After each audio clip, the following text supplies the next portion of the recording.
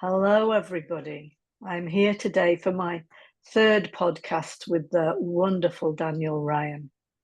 He is the voice of that family guy, a candid and compassionate advocate for parents navigating the storm of separation, custody battles, and domestic abuse conflict.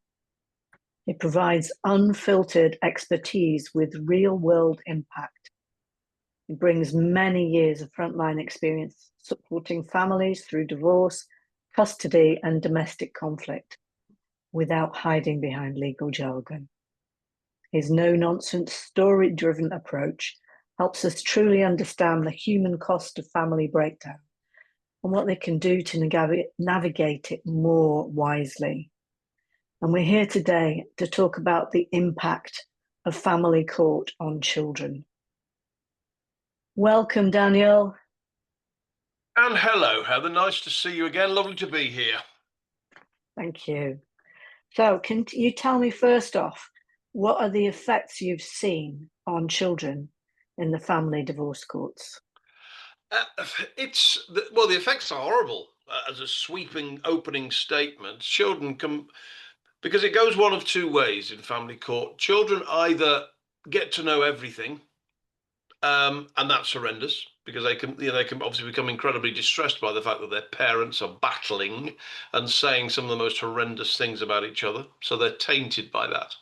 Or the alternative, the other side of that coin, is that children get to learn nothing, and they're entirely kept in the dark for what can be months and months, and so they have no idea when they're going to see one parent or the other, and they just don't know what's going on, and that's incredibly unsettling for them. So the impact on children is horrible.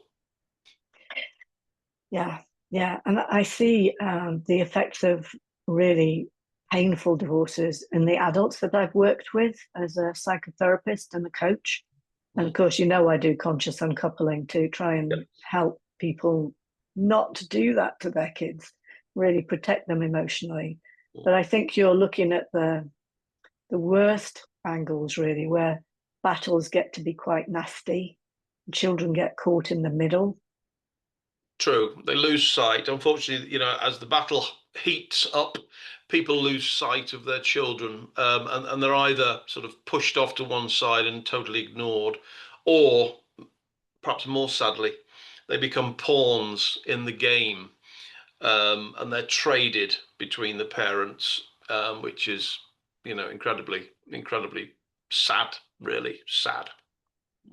Yes, it's heartbreaking. It's heartbreaking because, from the trauma point of view, children are unformed. And I see how relationships later in life get affected by the beliefs that get developed through experiences and observing of their family. So if they think relationships means battle or uncertainty or high anxiety, unkindness, brutality, then that's what they'll expect as, in inverted commas, love as they grow up. So this really is important. The other thing that's really key is how long this all takes. It might be 3 years in an adult's life. It's only 1/10 of your life if you're 30. But if you're a child of 6, that's a huge chunk of your life. It's half your life. It is, yeah, it is, and that's a very poignant comment because so many children that I'm involved with and have been involved with over the years, you're right, it's half their life or more in some instances that they've been in an environment where the normal life just doesn't exist. It's broken. They're in this embittered setting where mum's saying things about dad and dad's saying things about mum, and they might not be seeing one parent at all. And they do. Children learn, and you know this better than I, but children learn from the two most influential people in their lives, and that's their parents. And so what parents do is the model by which they take into adulthood. Mm-hmm. And let's just look in more detail how the court proceedings affect the child's relationship with their parents. It is the court proceeding, obviously the parents, the first issue we've got the first issue we've got in terms of family court is that family court is regarded as private law. So what that means is, it is essentially, from a legal perspective, a divorce matter or a child custody matter or a child contact matter, whatever it is regarded as a private dispute between two parties, mum and dad, husband and wife. By virtue of that, there is also great long streams of wordage sitting in court paperwork that says you can't talk about what is going on in court. You can't discuss it with family and friends. And by virtue, you cannot discuss it with your children. And so parents, will go off, drop the children at school and then go off in order to kick each other up in a family court for the day and then come back and pick the children up from school. So it is that not knowing from the children's perspective, which of all the many damages that the family court does to them, I think it's the not knowing what is going on, and more importantly, perhaps not knowing when it's going to end, that is the most damaging. For children who are particularly sort of pre-teen, they struggle. They really do struggle with when will this end? When does normality come back? And unfortunately, for some children, who have been in relationships that are abusive, normality is the abuse. From the moment they're born and from the moment they go through their early toddler years, etc., abuse is the normality. And so it's internalized. That behavior is internalized. Yeah, you must see quite a lot of this because of the approach you take to work, really supporting people, particularly, I think, more women than men, but men too, who are being abused by their partners, soon to be ex-partners. Very much so, yes. Yeah, we spend a large proportion of our time, my team and I, working with the emotional spillage of breakdowns in relationships. The legality of it, dealing with the legal aspect, is relatively straightforward. There's a set of procedures and formulae that get applied, and we arrive at a solution. The difficulty is the emotional landscape that we're trying to deal with and trying to cope with, and trying to marshal our clients through that without actually imposing any more distress than we need to. And obviously, when it comes to coming back to the children, obviously the parent that we're dealing with, we're trying to sort of get them to stay relatively emotionally stable through what is a tough time going through court. But everything that they do is reflected on their children. Yeah, it's really, really hard. The other thing is how children are treated in terms of being fair to the parents, that things are seen as that their access time needs to be considered fair, and the children's wishes don't really seem to hold much weight in that. Can you speak to a bit about that? That's very true. That's very true. I mean, there is a process. Theoretically, there is a process in family court, because family court has its own dedicated social work department, and they're referred to by the acronym CAFCAS. And CAFCAS is full of social workers, wonderful people, all very dedicated to what they do, and their role is to support the children and endeavour to have the children's voices heard within the courtroom, given that the children are not there themselves.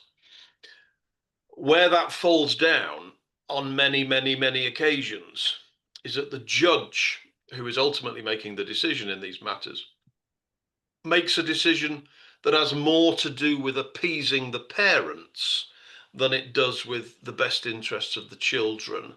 Mum's saying she wants this to happen, Dad's saying he wants that to happen, and Dad wants to take the little lad to the football, and Mum wants to do dance class or whatever it might be. And so that takes precedent in my experience, sadly, over the wishes and feelings of the children. Because the children aren't here. I need to appease these parents. So the children just sort of get done too, in a way. They do. They fit. they're made to fit into a framework. And then lots of the frameworks that that I look at, and I had one as recently as this morning. I've just had the court's judgment on a matter, and the framework entirely disregards, and I'm sure this won't make me popular with the judgy question, but entirely disregards the best interests of the children completely. We have that, and without going too much into the detail of that particular matter, but what we now have is, as of this order, I've now got 2 children who will live out of suitcases for the next 10 years of their childhood, because the court has decided that they're going to spend 2 nights with mum, then they're going to move and going to spend 2 nights with dad, then they're going to move back and spend 1 night with mum, and then they're going to move back and spend 1 night with dad. And they're going to do this because the court wanted to appease the parents. But at no point did anybody stop and say, how would you feel as a child to live out of this suitcase where you have this constant mobility that well, I'm only here, but there's no point in me getting settled because I'm moving back to the other parent in a day's time or 2 days' time, and half my stuff's here and half my stuff's there. Children require home. Children require home, and I appreciate it's difficult for the parent who is not with the child, the child is not resident with for the bulk of the time. So I appreciate it's difficult for them. I absolutely do. And I represent a lot of those clients who are secondary parents. But you've got to think about what's best for the child. And I'm sorry, but a child batting backwards and forwards with a plastic bag is not what's best for the child. Well, I'm just finding myself thinking how I would feel at 67 doing that, let alone at 5, 6, and 12 or whatever, Exactly.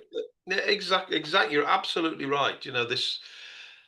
Yeah, it's dreadful. And it's a scenario that the court uses often, that scenario of sort of breaking the week up or breaking the fortnight up, and essentially sharing it out between the parents in order to appease the parents. But as a child, and yeah, and again, just as you reflect, Heather, so I reflect how I would feel about that, and I'm always sort of pushing hard against that in court and saying, no, that's not the way forward. That's not right. That's not right. That is not assisting the child. But that's invariably an order that we get, and the other order that I have a real issue with is in regardless of, depending on which faith obviously you sit on. Christmas Day is a sensitive day. Christmas Day is a day that's highly emotional because it's a child's day, and we all want the magic of having our children with us. Because the court struggles to make a fair and equitable decision about Christmas Day ever between 2 parents. What do I do for the best of these 2 parents? So they always end up splitting the day. So you always have this, well, the child will start the day with parent number 1, and then around about lunchtime, 12 o'clockish, 1 o'clockish, they'll then move to parent number 2 and spend the rest of the day with them. For the parents, wonderful. For the child, day destroyed, in my opinion. Because Christmas Day is about, and maybe this is just me, but Christmas Day is about, getting up in your pajamas, pretty much staying in them all day, opening stuff, running around like a complete fool, eating too much, still running around like a complete fool. It's childhood. That's childhood. And so I've spoken to too many children over the years who are in that who are in that split Christmas relationship, and they all, without exception, say the same thing. I'd just like to spend the whole day in one place. Bless them. Bless them. Mm. So they're packages even then. They are packages. They are packages. Yeah, I've often referred to children in family court as packages, as possessions that are shared out, assets that are just moved between parents. I've used that analogy time and time and time again, and it's still the case. After all these years, it's still the case. So just to be devil's advocate, what would be your ideal? What would you like to see? I mean, in terms of contact arrangements, if we start with that, because obviously what I'd like to see is the family court closed and replaced with something fundamentally kinder. But in terms of contact arrangements, I would, what I'd quite like actually is for the children to be handed a blank piece of paper and say, draw it. What does it look like? What would you like? And then somebody looks at it from a point of view of practicality that says, well, yes, I appreciate the fact that you want to spend every Wednesday afternoon in the sweet shop, but you can't. So somebody looks at the practicality, but I would just like the court system to return to its original ethos, which is, let's look at what's best for the children. And yes, we've got to apply some practicality to that, because Monday to Friday they have got to go to school, whether they like it or not. And we would like them to have quality time with their parents, each of their parents. But more importantly, how do we do this so that their childhood maintains a magic and an innocence that every childhood should have? How do we do that? So what does that, and if that means that mum and dad have to run around like fools in background to make it happen, so be it. You brought the children into the world. They come with obligation. They come with responsibility. It's down to you to do the work, not them. To create the security and comfort for them to be able to grow up. Yes. As trauma-free as possible. Exactly. If you don't get on as human beings, that's your right. That's your right. But don't deflect that and reflect that on your children. That's not their fault. They didn't arrive here on this earth for that to be the case. I'm completely with you. And what about the children? In some occasions, there's an absent parent who is sort of disposed of in some way. What do you see happening there? It's again, it's a very real event in family court, where for various reasons, often associated with abuse, one parent is essentially removed from the child's life. And that can be removed to then have some sort of fragmented relationship, or that can be removed completely. Now, whilst the court does not do that lightly, and I will come to the defence of the court and say it does not lightly remove a parent from a child's life, but there are occasions where it is necessary. If abuse has taken place, if that child has either been the victim of that abuse or witness to that abuse, then perhaps it is appropriate for a parent to be removed. So be it. It's tragic, but if that is what it is, that's what it is. But the concern for me is this grey area. It's this grey area of parents who possibly have not been the model parent, possibly, but that is not to say that what they have done constitutes enough for them to be removed from this child's life. And what the court does is it lands on this inadequate, in my view, solution, which we call indirect contact, also referred to as letterbox contact. So what the court will say is, well, Dad, and unfortunately on lots of occasions it is Dad, this court doesn't think that it's appropriate for you to have a direct relationship with your children for whatever reason.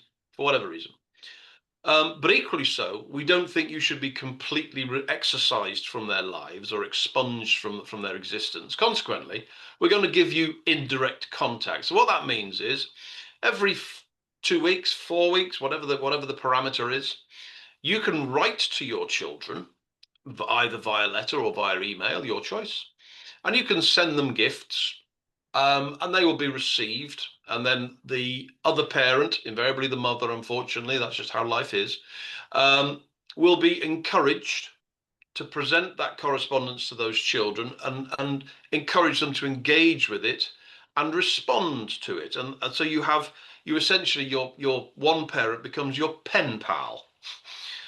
In all the years I've been doing this, I don't have a single example of that going well.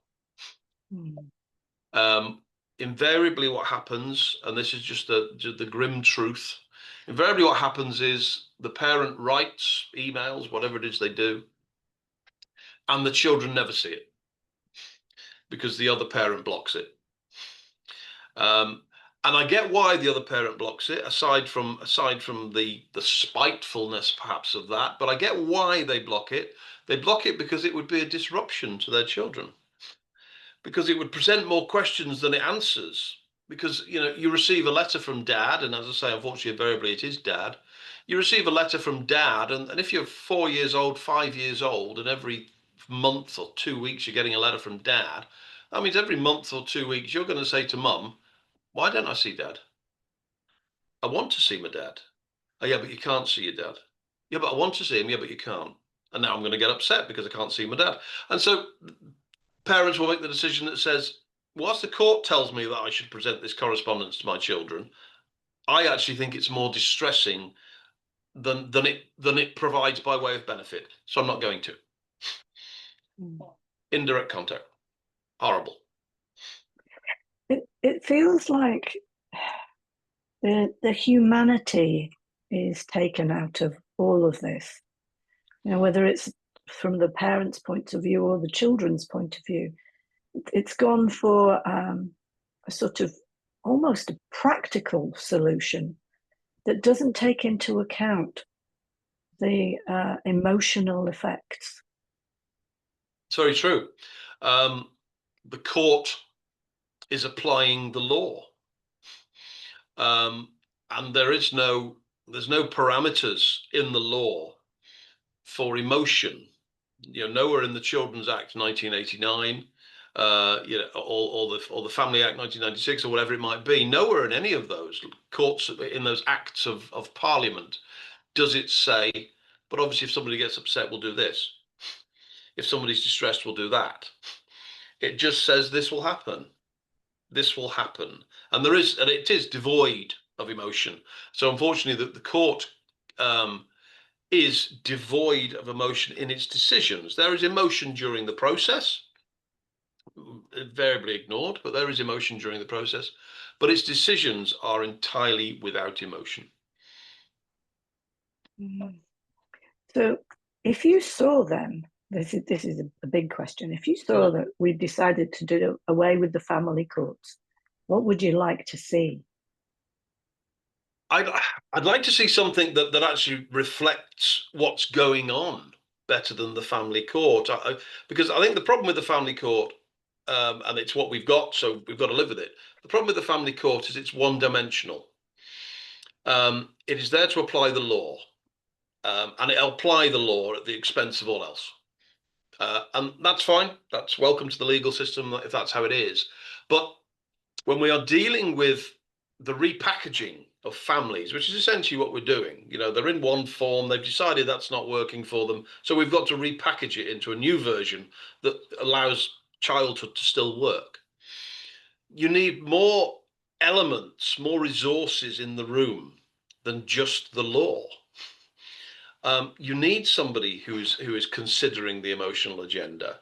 You need somebody who is considering the educational agenda. You need somebody who is considering the feelings of the children and representing the voice of the children. And you probably need the children in the room after a certain age.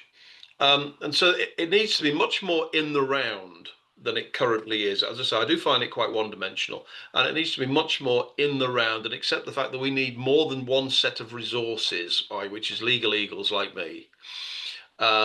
We need other people in the room who are going to guide us. So it's more of a collaborative effort to work out how do we dismantle this family in its current form because it's not working, but put it back together in some sort of form where it can continue to work, and where these children, which is ultimately the focus of this, where these children can continue to benefit from, as I've said already, the magic and innocence of childhood that every child deserves. How do we do that? And there is an application of law to that, and there's an application of emotion, and there's some practicality, and there's, how do they get to places, etc. That is more than is currently available. Yes. You're describing a model that a colleague of mine, Brandon Cares, is part of in America, which is called collaborative divorce. Yes. And they have the lawyers come in late on. They have a therapist for any of the children. So each child has a therapist. Each parent has a therapist. And they are in collaboration with each other for the best outcome for the whole family. It's regarded as one family in two households. They have a mediator who helps the adults to take into account all of the children's things, but they mediate to make it fair and equitable with the emotional well-being and the practical well-being at heart as well. And it comes out, and this is where I come in with conscious uncoupling, because the parents learn how their behaviors are affecting each other, where it comes from in their childhoods, how to live and behave differently, have better relationship skills so they can cooperate with their kids and themselves, each other, going forwards. That would be my ideal too. You're mirroring in what you're creating in your mind what I would really advocate for. No, very much so. And I'm aware of the collaborative process in the US, and it does seem to be incredibly successful where it's applied. Certainly for fulfilling the emotional agenda of everybody, parents and children. So yes, I would be delighted if that mechanism in some form or fashion, arrived on these shores, and we moved away from what is still a bit of a sort of a stuffed shirt scenario that we have in family court, obviously, which has been in place, or the court system in the UK has been in place for a couple hundred years in its current form, and we need to move away from it. It's not working now. It's not working. It's not working on any level. Not on any level. Nobody leaves family court in all the years I've been doing it. Nobody leaves family court and says, "I'm delighted." Yes, that was a brilliant outcome. Yeah, that was a wonderful outcome. Isn't that great? Let's all go away and celebrate with tea and cake. That never happens. People leave and still feel, even if they get what could be regarded as a decent outcome, they still feel hard done to. They still feel that they haven't been heard. And it's because the process is not available for them to be fully heard. No, that's not the purpose of it. No. So in the context of all of this, how can we best support children and protect them? Goodness me. I feel, and not everybody will share this view, but I feel that children have got to be involved. I'm not suggesting for one moment that we put them into the middle of the courtroom and they battle it out themselves, but I think children need to be kept in the loop where we are going through family proceedings in some child appropriate, age appropriate way. I think this principle that we currently have of children essentially being kept in the dark until we decide to introduce them is fundamentally wrong. They need to understand what is happening in their world. And that the material, that be it printed material or whatever, but the material available to do that is limited. But children need to be, we can't just ignore them and just assume that, we're just going to ignore you for the next 2 years. Then in 2 years' time, we're going to tell you what your life is going to look like. That's just not appropriate. That is just not appropriate. That is not healthy or wholesome for children. They have to be in the loop as we are going along. And as I say, they don't need the gory detail. They don't need the details of the abuse that mum's alleging against dad or dad's alleging against mum. They don't need that. But they do need to know that mum and dad are having some difficulties and that we are using a system that we call the family court, and we're using some people who are experts. He winced. To deal with that for them. But children need to be kept aware, and you protect children by keeping them aware of what is going on. That's really lovely. Thank you so much. Tell me how people can find you if they want you for their lawyer. They can. The easiest way to find me is just to go onto social media or go onto Google or go onto Chat GPT. I introduce that just because everybody's using it these days. And type in that family law guy, and I will pop up, apparently. So my team tell me. So yeah, that's where we are. So you'll find me under that family law guy, and we will continue to do what we do, day in and day out. And we'll continue to do the best we can for children with the resources that are available to us and the system that's available to us. Thank you so much. Lovely to see you as always. Thank you.